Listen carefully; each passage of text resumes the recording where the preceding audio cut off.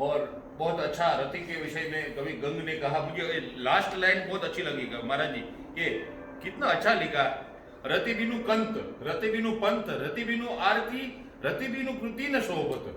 मैंने यहाँ कृति का अर्थ प्रतिकृति लिया। कवि गंग कहे सुनु शाह अकबर, रति बिनु मानुष एक रति को। लेकिन उसके साथ आपको हम सबको जानने का एक मौका मिला है।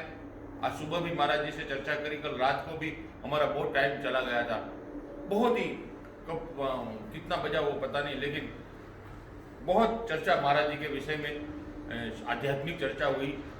और इस विषय में महाराज जी का जो अनुभव है वो शास्त्री जी अपने नरेंद्र भाई जी ने मेरे साथ बातचीत करी, बहुत अच्छा लगा। उन्होंने आज सुबह भी वो चर्चा करने का प्रयास किया था कि भगवान वासुदेव है, वो चित्त के देवता है, वो अच्छा लगा। मैंने भी ये विचार नहीं किया, लेकिन बहुत अच्छा लगा। मन, बुद्धि और चित्त, अहंकार, ये चार है।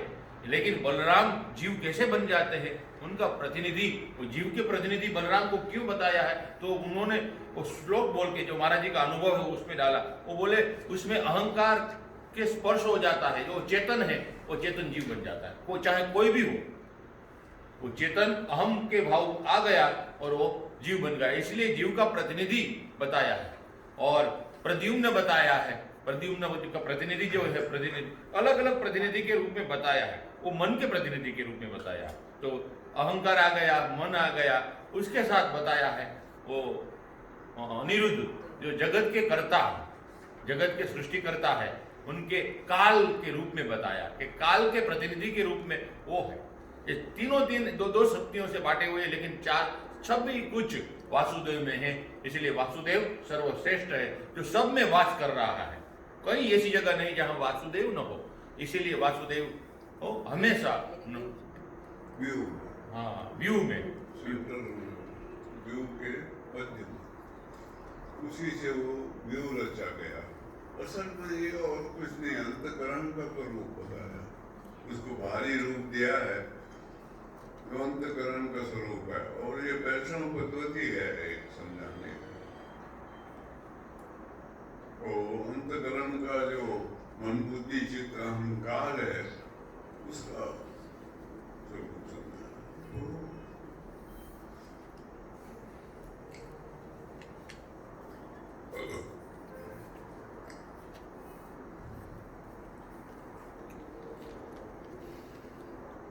भगवान स्वेच्छा से ही नाना रूप धारण करते हैं। रूप धारण करके वे साधु, परित्राण, दुष्कृतों का विनाश और धर्म संस्थापन करते हैं।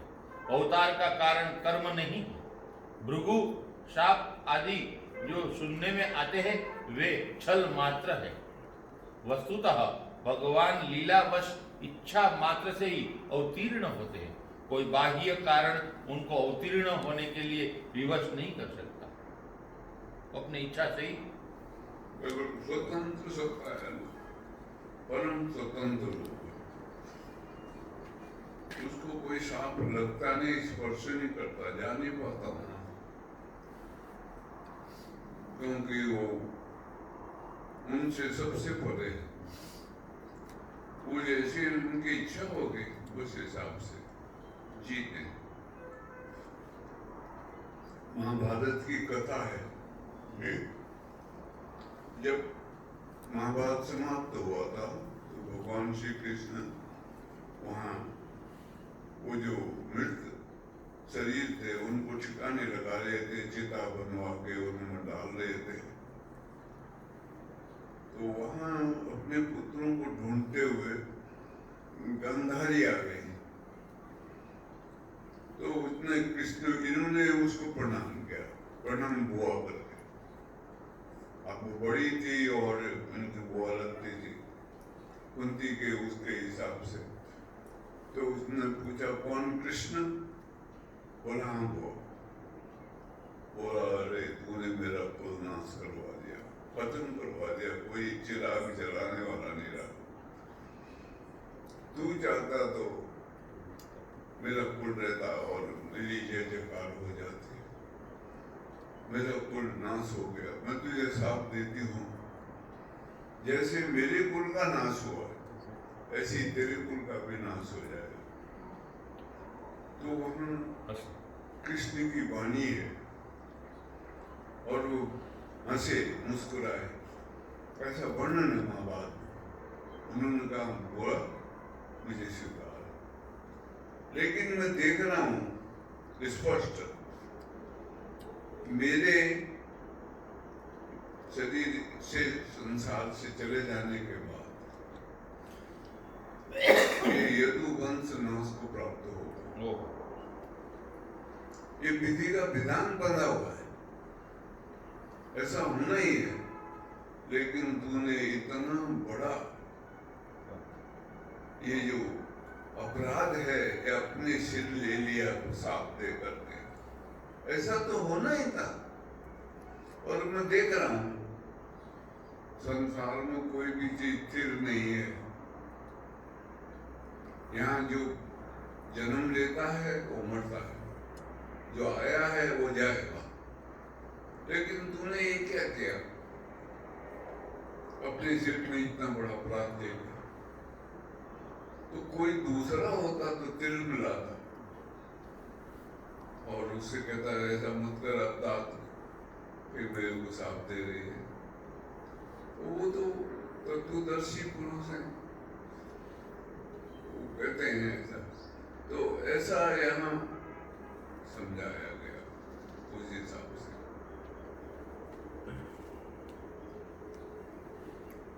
भगवान चतुर्थ रूप, भगवान का जो चतुर्थ रूप है वो अंतर्यामी है। इस रूप से वे जीव के हृदय में प्रविष्ट होकर उसकी सब प्रकार की प्रवृत्ति को नियंत्रण करते हैं। अंतर्यामी दो प्रकार के होते हैं। एक भगवान अपने मंगलमय विग्रह के साथ जीव से सखा रूप में उसके हृदय कमल में विराजित रहते हैं। उद्देश्य यह है कि उसकी रक्षा करना और उसके ध्येय रूप में साथ साथ अवस्थित रहना। एक ये दूसरा अंतरात्मा स्वरूप से ये जीव की सभी अवस्था में, स्वर्ग, नरक, यहाँ तक कि गर्भावस्था में भी उसके अंतर में रहकर उसकी सत्ता की रक्षा और सहायता करते। ये वे जीव का त्याग कदापि नहीं कर सकते, इसलिए उसके अंतरात्म रूप से अवस्थान करते हैं। ये परमात्मा का अंतर्यामी स्वरूप है। इसके बाद भगवान का पांचवा रूप है, वो है अर्चावतार, अर्चा प्रतीक। अर्चावतार, अर्चा प्रतीक यह पुरुष के आकार का होता है। भगवान अनुग्रह करके अपने आश्रित भक्त जीवों के अभिमतानुसार किसी भी द्रव्य को अपना विग्रह मानकर उसमें विराजने लगते हैं। इसमें देश नियम नहीं है। अयोध्या, मथुरा, कहीं भी आदि देश न होने पर भी हानि नहीं है। काल नियम भी नहीं है। जब तक इच्छा हो तभी तक रह सकते हैं। अधिकारी का नियम नहीं है। दशरथ आदि की भांति अधिकार विशिष्ट होने की आवश्यकता नहीं है। अवतार के रूप में यह रूप भिन्न और विलक्षण है। वही उसी समय वह प्राप्त कर सकता है। भगवान अर्चक के सभी अपराधों की उपेक्षा करते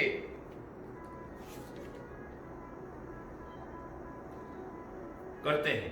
अर्चक जब जिस भाव से उनके स्नान, भोजन, शयन, आरती वगैरह की व्यवस्था करता है, वे सभी को तद्धिन भाव से स्वीकार करते हैं। स्वभावतः भगवान प्रभु, जीव उनका आश्रित दास है। यहाँ अर्चावतार में इस संबंध में विपरीतता आ जाती है। भगवान अज्ञ, अशक्त, अस्वतंत्रवत होकर अपार करुणावत भक्ति की सारी वांछा पूर्ण करते हैं, उसे मोक्ष तक दे देते हैं। इसी प्रकार वे सबके बंधु और भक्त वत्सल। किसी के साथ ऐसी घटना घटती है, कोई भक्त होते हैं जैसे नामदेव, उनको प्रकट होते हैं और उनका दिया हुआ भोग स्वीकार करते हैं। ऐसे कई बार कई कहानियां सुनाते हैं, जैसे दुर्योधन की पैर दबाए, नाई का भेष बना के उनके बाल बना दिए, ऐसे वो अर्चा अवतार का रूप माना जाता है। कई बार कई भक्तों के बारे में ऐसा वर्णन होता है। नरसिंह मेहता की हुंडी, कई बार उनकी दी, यह अर्चा अवतार इसी को बोलता है। वो कोई मतलब नहीं है उसका, तो उसके ही ले आते हैं थोड़ी देर के लिए बस, क्योंकि वो स्वतंत्र हैं, वहां कोई देश काल की परिधि है नहीं, और वो चाहते हैं जब उनका भी रति होती है भक्त के प्रति, जैसे भक्ति की होती है वैसे ही वो अरस परस हो जाता है। अंतर्यामी तो है ही है, वो प्रकट होकर अपना कार्य कर जाते हैं। कई बार ऐसा हुआ, कई भक्तों की कहानियां, तो वो अर्चा अवतार के रूप में समझा है।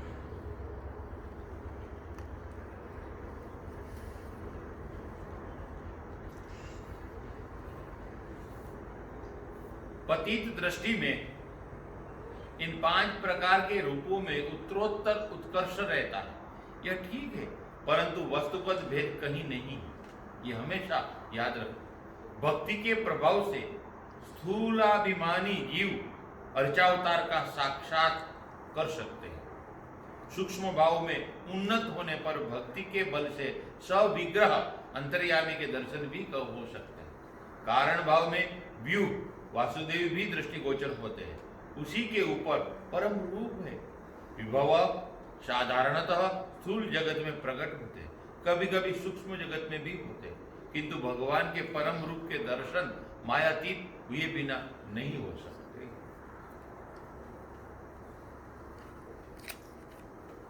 ये प्रकट होते हैं, उसका एक रूप होता है वो, लेकिन वो जो वास्तविक तत्व है वो माया से परे होकर ही प्राप्त होगा। इसलिए वो 2 रूप बताए अंतर में, एक तो अंतरात्मा रूप में है वो, और दूसरा है वो हृदय में विराजमान होते हैं। उसको नगीना सिंह बेदी बाबा ने वेदानुवचन में 2 आत्माओं का वर्णन किया है। एक कर्म की आत्मा बताया है, एक ज्ञान की।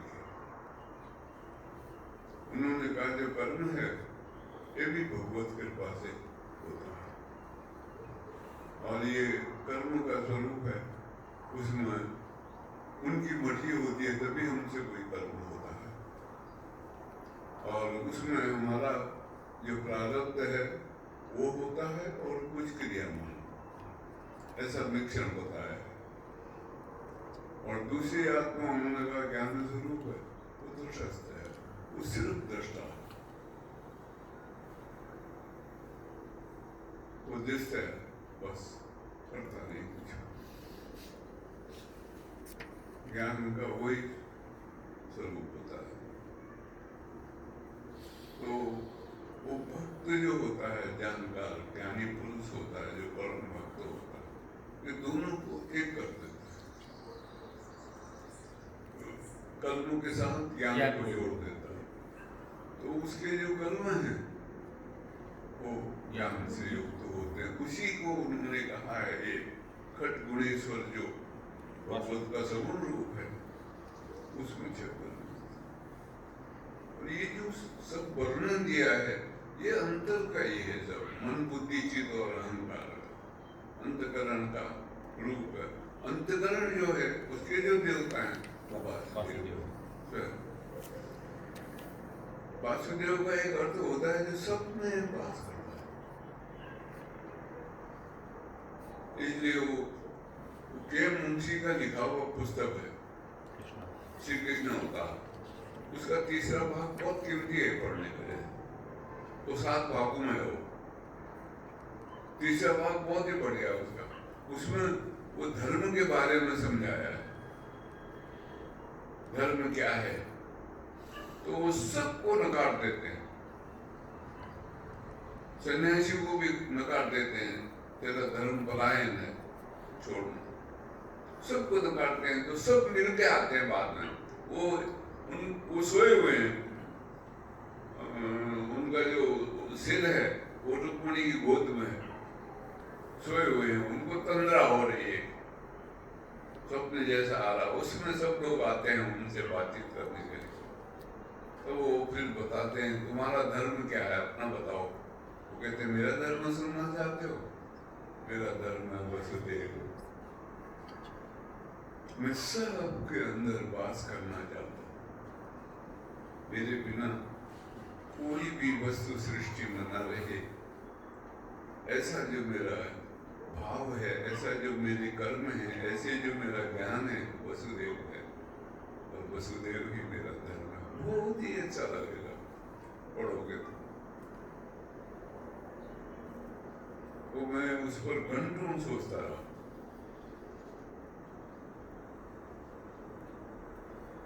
तो वसुदेव का मतलब समझाया,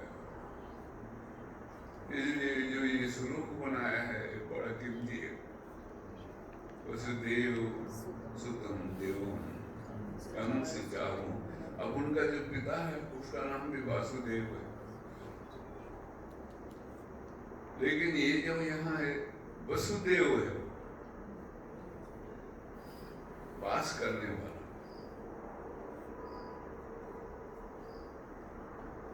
कंस चारों मर्दन, वो कंस रूपी जो चारों हैं उसके राक्षस, उनका नाश करने वाला। यह विद्या का स्वरूप समझाया है। कंस और उसके अनुयायी जो है चारों आदि पे शांत कुश्ती लड़ते हैं ना,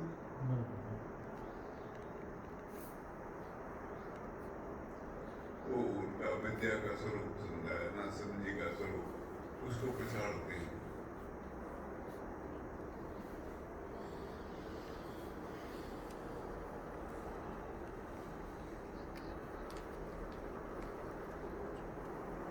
इसमें कोई संदेह नहीं है कि जीव का परम रूप भी इसी प्रकार का है, पर भगवान के विशेष अनुग्रह बिना जीव अपने परम रूप को प्राप्त नहीं हो सकता, क्योंकि उनके अनुग्रह बिना माया से उत्तीर्ण नहीं हो जाता। जो जीव ज्ञान योग से प्रकृति से विमुक्त होकर केवल्य या स्वात्मानुभव करते हैं, वे परम रूप नहीं पाते। वे अर्चादि मार्ग से परम पद में पहुंचकर भगवत अनुभव नहीं पा सकते, वे केवल स्वात्मानुभाव ही पाते हैं। इनकी अवस्था भक्त की दृष्टि में पतित्यक्ता पत्नी की भांति कृपा की योग्य होती है। कौन है? वैसे इसमें कोई संदेह नहीं है कि जीव का परम रूप भी इसी प्रकार का है, पर भगवान के विशेष अनुग्रह बिना जीव अपने परम रूप को नहीं पा सकता, क्योंकि उनके अनुग्रह बिना माया से उत्तीर्ण नहीं हो पाता। वो जीव ज्ञान योग से प्रकृति से विमुक्त होकर केवल्य या स्वात्मानुभव करते हैं, वे परम रूप नहीं पा सकते। वे अर्चादि मार्ग से परम पद में पहुंचकर भगवत अनुभव नहीं कर पा सकते, वे केवल स्वात्मानुभाव ही कर पाते हैं। इनकी अवस्था भक्त की दृष्टि में पति त्यक्ता पत्नी की भांति कृपा के योग्य होती है। ये सब जीव प्राकृत देह ब्रह्मांड को छोड़कर अवश्य चले जाते हैं, परंतु अप्राकृत देह को प्राप्त नहीं हो पाते।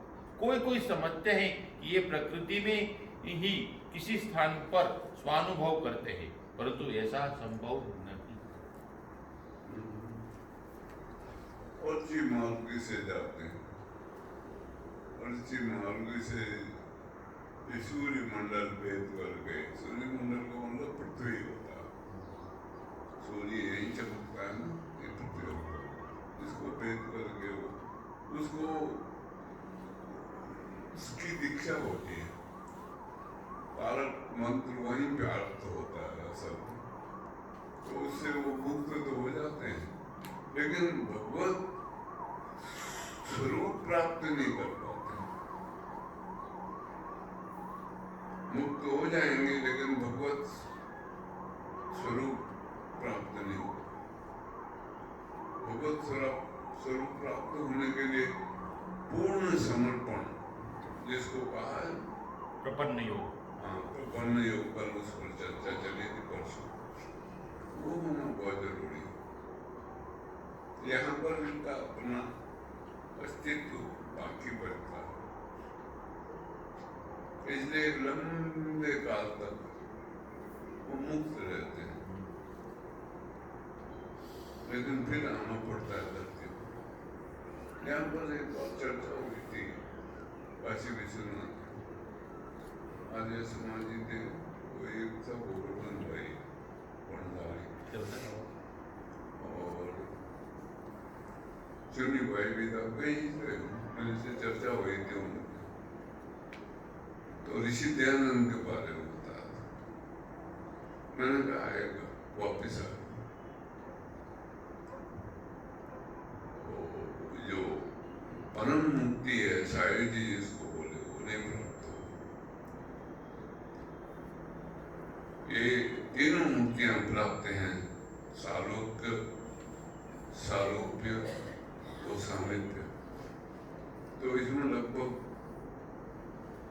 200-300 वर्ष लग सकते हैं।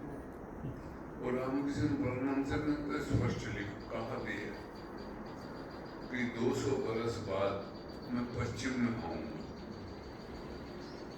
मेरा प्रकटीकरण होगा पश्चिम में, मेरी वासना शेष है, तो विवेकानंद पूर्ण नहीं कर पाएगा, ऐसा बोला है। तो वो भी रूप है।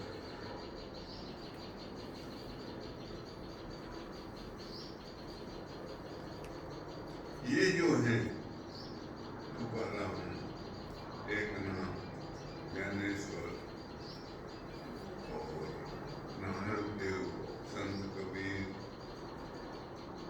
और उनके पुत्र नानक के जो श्री चंद बाबा, ऐसे बहुत से संत हैं, वो परम धाम हो गए सीधे। वो महान दिव्य स्वरूप में भगवत स्वरूप से एक भगवान का जो पद है, भगवत पद, वो प्राप्त, पूर्ण समर्पण का भाव।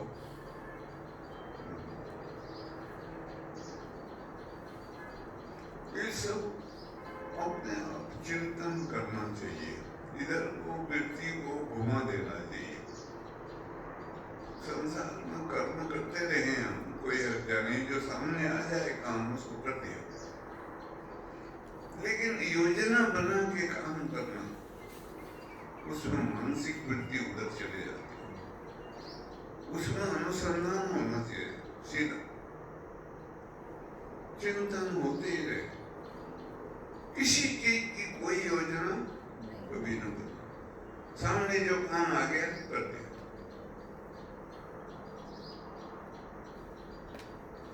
तो हम बड़े आराम से, हाँ, ये संसार में रहते हुए परमार्थी चिंतन में बिल्कुल संलग्न रह सकते हैं।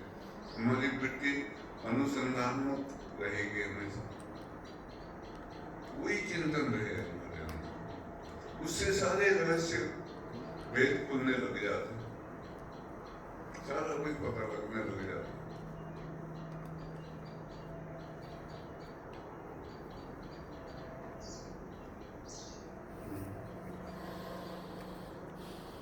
साधुवाद। जो जीव भक्ति या प्रपत्ति का आश्रय लेकर चलते हैं वे जरूर मोक्ष पाते हैं। अभी आपने कहा समर्पण का, वही बताया प्रपन्न भाव।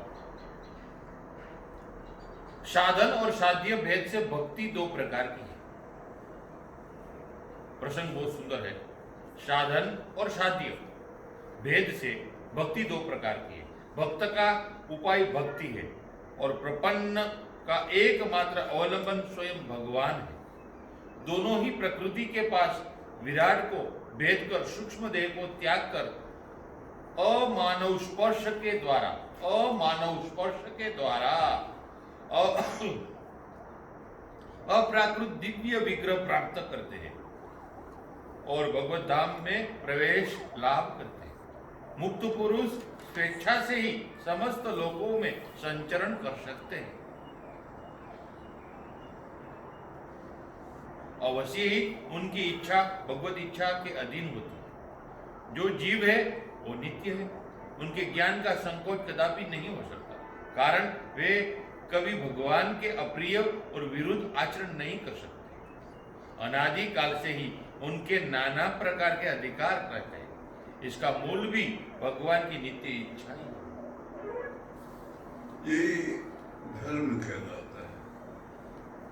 वास्तव में जो धर्म है उसका मतलब ये है जो हमारा आचरण है वो भगवत विरुद्ध बिल्कुल ना हो, भगवताधीन हो बिल्कुल। इसलिए वशिष्ठ को कहना पड़ा अपने शिष्य को भरत को, कहत करत समुझत तुम जोई, कहत करत समुझत तुम जोई, धर्म सार जग होय सोई। कहते धर्म तो मैं भी जानता हूं, तुम्हारे पिता भी धार्मिक है, लेकिन हमारे जो कर्म हैं वो भगवत विरुद्ध हो गए। मैं तुम्हारे पिता को समझा सकता था कि ऐसा मत करो, भगवान को घर से बाहर मत भेज, और तुम्हारे पिता स्वयं धर्म स्वरूप है। लेकिन भगवत प्राप्ति की जगह ऐसा होता है, इसलिए जो वेद है वो कर्म कांड का निषेध करते हैं। ये स्वाभाविक होता है। जो बहुत धार्मिक हो जाते हैं उनको भगवत के प्रति रति नहीं रहती। हाँ, क्यों? वो रघुबर रीत सदा चली आई, प्राण जाए पर वचन न जाए। अब वो वचन को पालन करना अहंकार है बड़ा भारी। इसलिए एक बड़ी सुंदर बात महाभारत में मिलेगी। युधिष्ठिर थे, उनका एक प्रण था कभी झूठ नहीं बोलूंगा। तो उसकी वजह से वहां महाभारत में उनका रथ जमीन से ऊपर चलता था 4 अंगुल, तो उनको उसका अहंकार था। तो भगवान ने उनसे झूठ बुलवा दिया। वो अश्वस्थामा नरो हतो पुंजरो ऐसा कहलवा दिया। अश्वस्थामा मारा गया, कौन था मालूम नहीं, हाथी था या मनुष्य था, लेकिन वो जानते थे हाथी था।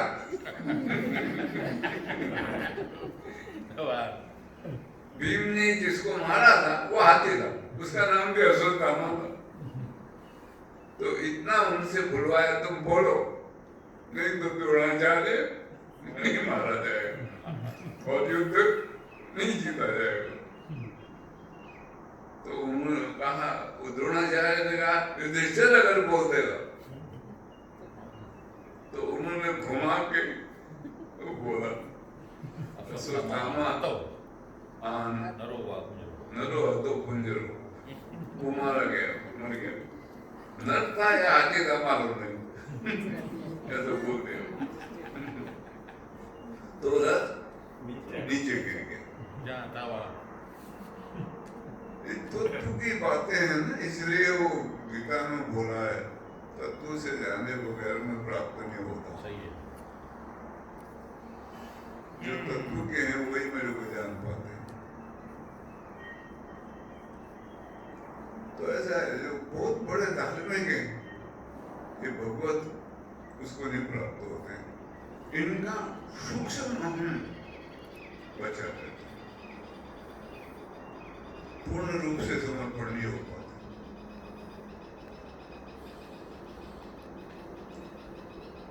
ऐसा है।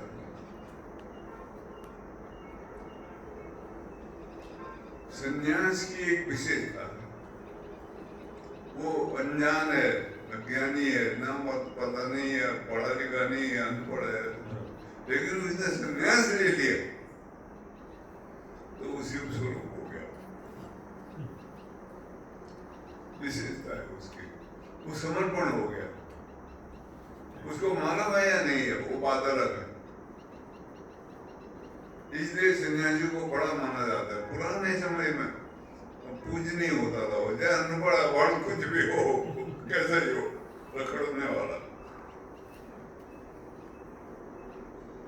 वो गधे के ऊपर वो भगवा वस्त्र डाले हुए धोबी ले जा रहा था, तो गधा गुजरा तो गुरु नानक देव ने प्रणाम करा उसको, तो उन्होंने वो जो उनके साथ थे उन्होंने पूछा, महाराज जी गधे को प्रणाम क्यों हो गया? बोला उनको गधे को नहीं किया, वो वस्त्र थे उसको प्रणाम किया। क्यों?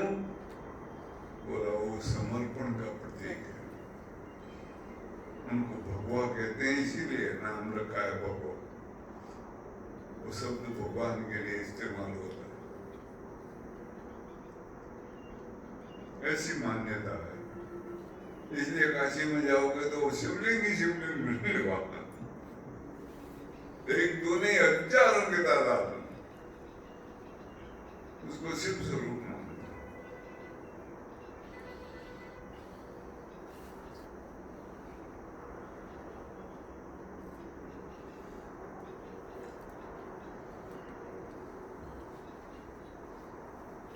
प्रश्न उठता है कि शास्त्रों के अनुसार देवता मंत्रात्मक है। कोई कोई कहते हैं कि देवता की तरह भगवान के भी विग्रह नहीं है। इधर यह भी शास्त्रों के ही वाक्य है कि देवता के विग्रह है। इन दोनों की संगति कैसे हो सकती है? ये बड़ा प्रश्न है, विकट प्रश्न है। चलो उसकी चर्चा करते हैं। शास्त्रों में कहीं भी वास्तविक विरोध नहीं है। शास्त्र में कभी विरोध हो ही नहीं सकता, हो भी नहीं सकता। मीमांसक की दृष्टि में देवता विग्रहवान है। याद रखना जैसा पॉइंट है। मीमांसक वाले मानते हैं कि देवता विग्रहवान है, परंतु दोनों में कोई भेद नहीं। अंतर्दृष्टि खुल जाने पर इस तत्व का पता लगेगा।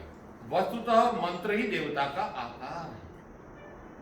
यहां बिंदु, नाद और कला तत्वों की आलोचना नहीं करनी है, परंतु इतना जानना आवश्यक है कि बिंदु जब विक्षुब्ध होकर नाद की सृष्टि करता है, तभी उसी के साथ साथ कला का विकास भी हुआ करता है। स्वाभाविक है वो बिंदु जो हमारी क्रिया, ज्ञान और इच्छा शक्ति है, उसमें हलचल मचती है, वो बिंदु विक्षोभ कहलाता है। तो उसमें नाद प्रकट होता है। नाद प्रकट होगा तो उसकी बुद्धि विकसित होगी, ये पक्की बात है। वो जो गायत्री का आखिरी शब्द है प्रचोदया, वो शुरू हो जाता है बिंदु के विक्षोभ, और बिंदु शुद्ध हुआ, नाद प्रकट हुआ, तो देवता का विग्रह उत्पन्न होता है।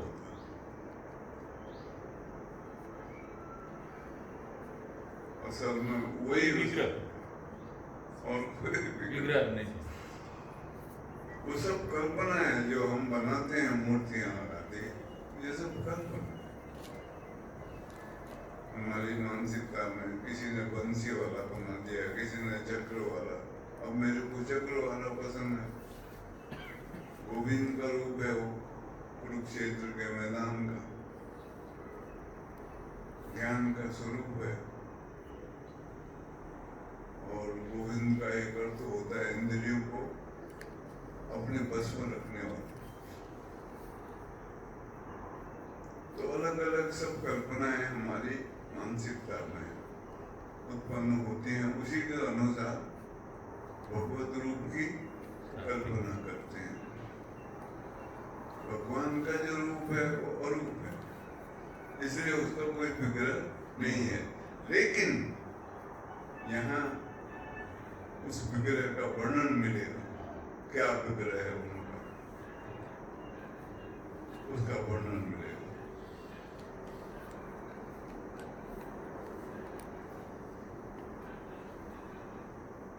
बिंदु, नाद और कला तत्व की आलोचना नहीं करनी यहाँ, परंतु इतना जानना आवश्यक है कि बिंदु जब विक्षुब्ध होकर नाद की सृष्टि करता है तभी उसी के साथ साथ कला का विकास भी हुआ करता है। इसी के बाद की अवस्था में सावयव आकार की उत्पत्ति होती है।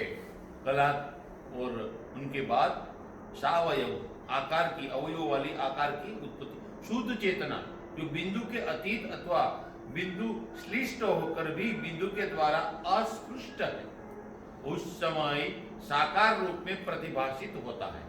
चिदाभासवश वह आकार उज्ज्वल होकर भासता है। जगत में उसी को देवता कहते हैं। कहना नहीं होगा कि यह नाद की ही एक अवस्था है, परंतु इस अवस्था में नाद ज्योति रूप में स्थित है, यही इनकी विशेषता है।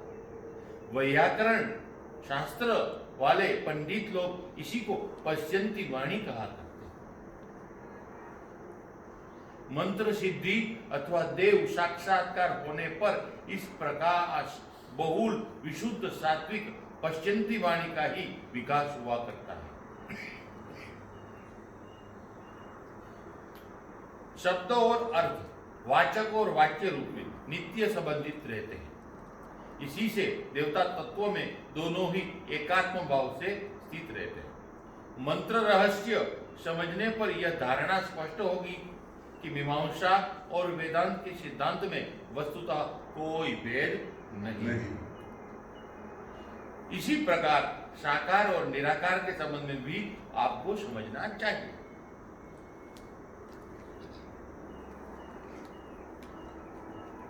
नाद में ही यावत मंत्रों की समष्टि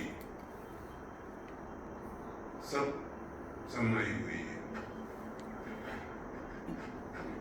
जितने मंत्र हैं सारी दुनिया में वो सब नाद रूप में।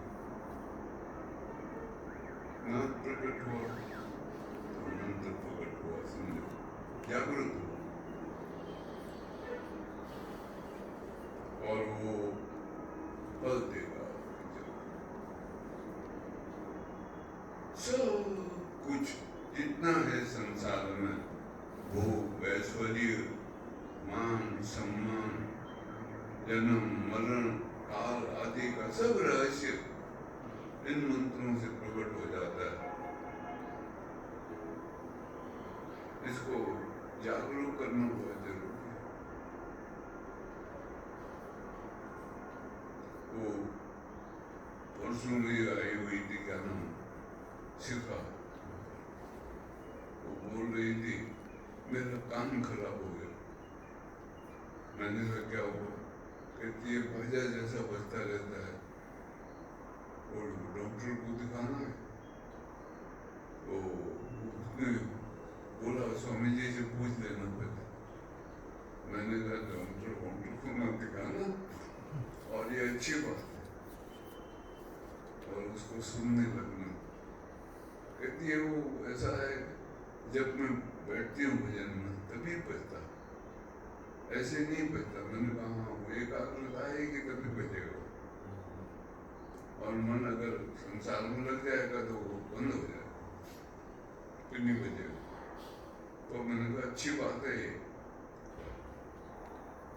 इसमें ऐसा नहीं समझना गलत, डॉक्टर को दिखाना है, ऐसा करना। मैंने कहा नहीं, उससे कोई फर्क तो नहीं पड़ा सुनने में? कहती नहीं अभी तक तो नहीं पड़ा। मैंने कहा नहीं, उसको सुनना, और उसके लिए अलग से अगर अभ्यास करो तो ज्यादा अच्छा रहेगा। तो ऐसा होता है, अभ्यास करे, कैसा भी हो, अभ्यास में लगे तो जीवन अपना सुधर जाता, सब ठीक हो जाता। नहीं तो वो जो घर में पैदा हुई है वो साबित घर है, साफ मिला हुआ घर। ऐसे घर होते हैं बहुत जिनको साफ मिला होता है, ऐसे साबित लोग इकट्ठे हो जाते हैं और एक साथ पैदा हो जाते हैं, वो फिर उसका भोग भोगते हैं और वो खत्म हो गया, बर्बाद हो गया सारा। और भाई है वो भी अगला जैसा हो, वो घरों मैंने कहा था भेज देना इसको, ये घर में तुम पनपो के नहीं करो, तो वो शायद भेजवा दिया है तेरे ख्याल से।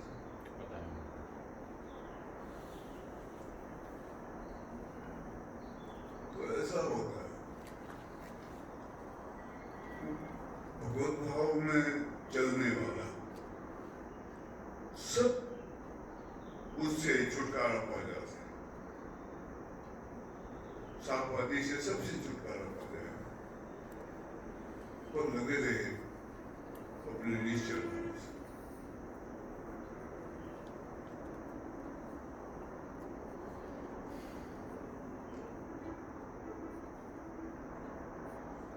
वो वैसे जीवन जैसा भी हो वो बहुत अलग है, लेकिन मेरे प्रति भाव है, इतना मैं मालूम है। मनीष का भी भाव है पूरा, मैं कुछ बोलूं उसको करते हैं।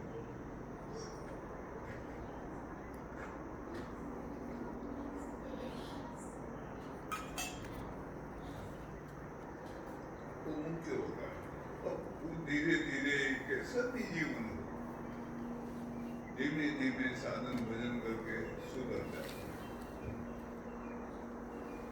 अच्छा हो जाता है जीवन, धर्म युक्त हो जाता है।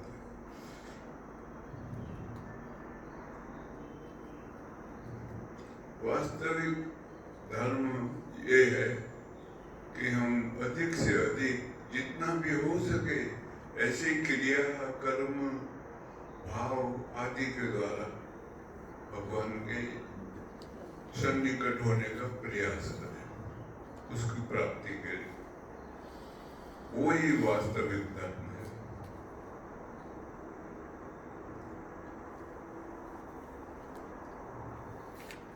इसीलिए विवेकानंद जी ने कहा था, उनसे पूछा जब तुम्हारा धर्म क्या है, तो उन्होंने कहा मेरा धर्म है आत्म साक्षात्कार।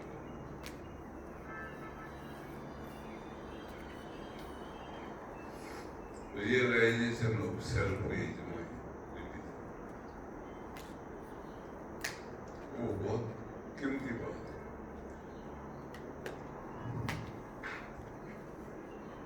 यही है, और संत महात्मा कोई किसी संप्रदाय में पैदा हो कहीं भी, अगर वो भगवत प्राप्ति में लग गया है या भगवान की प्राप्ति कर ली है, तो व्यक्ति के भाव से उसको कभी मत जाओ, कभी मत देखो, उसकी निंदा कभी न करो, कैसे ही भी उसका जीवन है। हो सकता है वो अपने संप्रदाय को आगे बढ़ाना चाहता हो, तो वो भगवत रूप है।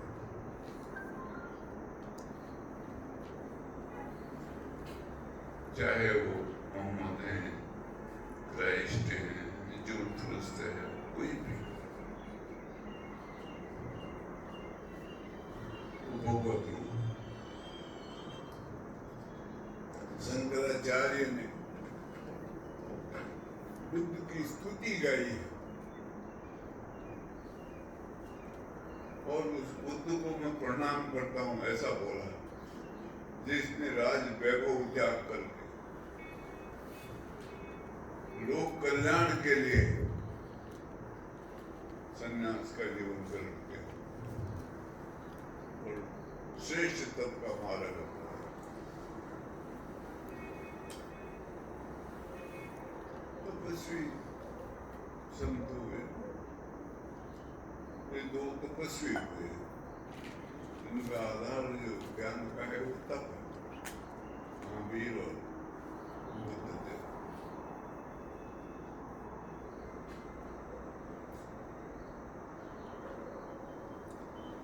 सच्चिदानंद